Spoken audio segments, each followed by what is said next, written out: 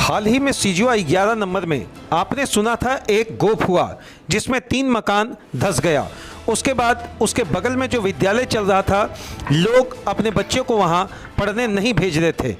वहां के स्थानीय जनप्रतिनिधि सुखदेव बिद्रोही ने BCCL प्रबंधन से बात की और उसे मोदी दी डिस्पेंसरी में शिफ्ट करने की बात कही गई। इसी आनंद फानन में शिफ्ट करने का बात अभी हुआ ही था, एक दुखद समाचार खुलकर सामने आया। असामाजिक तत्वों के द्वारा मोदी जी डिस्पेंसरी को कर दिया गया पूरी तरह से क्षतिग्रस्त। आइए जानते हैं पप्पू भारती की पूरी रिपोर्ट।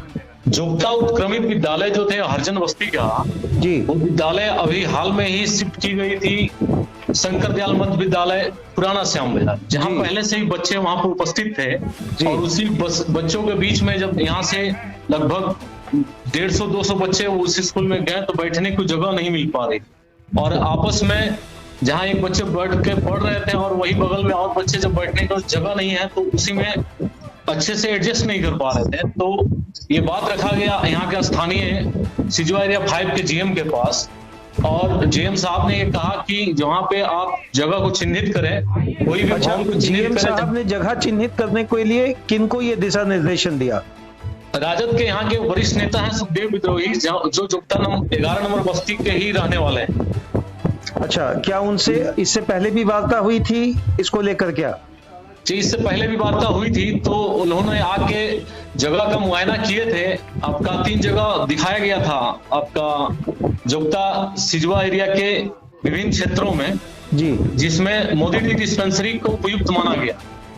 जिन जगहों को स्क्रीन में दिखाया जा रहा वो जगह तो काफी क्षतिग्रस्त लग रहा है, इसको लेकर क्या कहना था?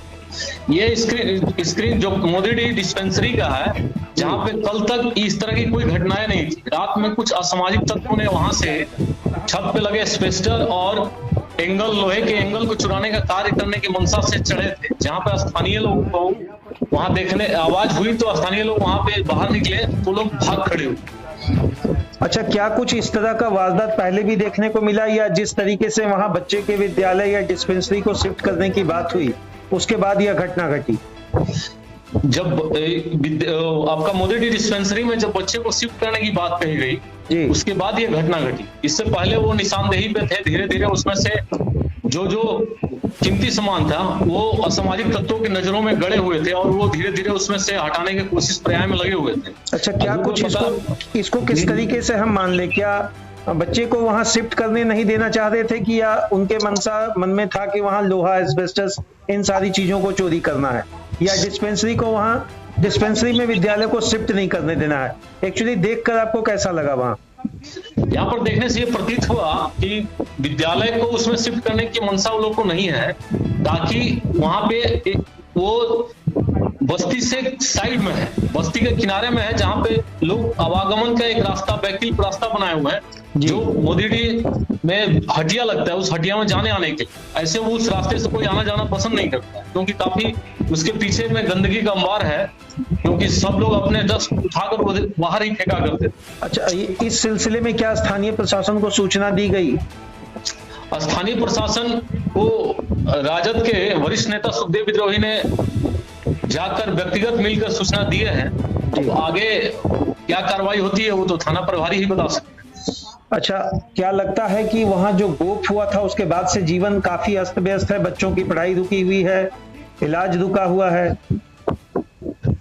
निश्चित ही जहां पे एक बार गोफ हो जाती है वहां पर फिर एडजस्ट करने में काफी परेशानियां का सामना करना पड़ता है, कारण कि वहां पे जो भी गोफ के अंतर्गत लोग दहशत में रहते हैं और अपने घर से सारे सामान बाहर निकाल कर रखे हैं। वो रातों की नींद सही से सो नहीं पाते हैं लोग। वो स्थिति में कब कहीं बड़ी घटना ना रूप ले, इसलिए वो लोग अभी तक सुव्यवस्थित तो नहीं हो पाए हैं।